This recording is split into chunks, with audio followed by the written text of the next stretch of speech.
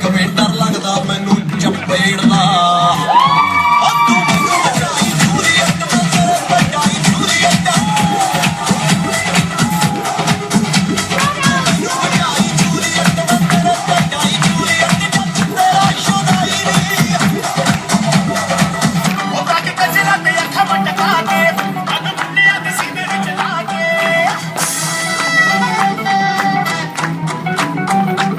ਉਹ ਕੱਟ ਕਚਲਾ ਤੇ ਅੱਖਾਂ ਮਟਕਾ ਕੇ